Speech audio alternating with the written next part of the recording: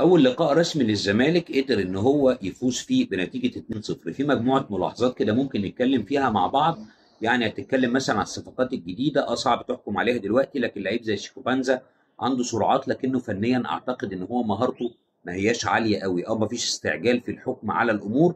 لكن في لعيبه بتبان من لمسات زي ادم كايد وعبد الحميد معالي، الاثنين عندهم كوره، واضح ان عندهم كوره كويسه وعندهم رؤيه كويسه. واضح كمان ان يانيك فيريرا المدير الفني لنادي الزمالك اعتقد ان هو بيشتغل بنفس طريقه لعب باتريس كارتيرون، وهو انه بيسيب نسبه الاستحواذ للخصم، بيعتمد على المهارات بتاعه لعيبته في السرعات، في التحول من الدفاع للهجوم، الشغل على الهجمات المرتده.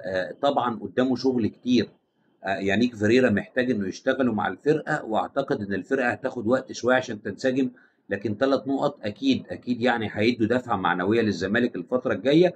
وبرضه مش هنحكم قوي على الفرقة، لكن البداية مش عايز احبطك، لكن يعني مش عايز اقول انها بداية ممكن ما تكونش مبشرة قوي. الفوز معنوي مهم كويس، لكن مهم جدا ان في شغل على المدير الفني انه يعمله، واعتقد انه يعتمد على الصفقات الجديدة، لان شفنا شكل الفرقة بعد ما خرج تحديدا نبيل عماد دونجا، اللي هو يعني شوية كان في ماتش النهاردة، لكنه برضو مش من اعتقد يعني مش المفترض ان هو يبدأ أساسي في الماتشات اللي جاية. الصفقات الجديدة ممكن يكون لها دور، لكن في شغل فني كتير قوي الزمالك محتاجه عشان ما يبقاش الفوز خادع ويقول لك إن الفرقة وقفت على رجليها.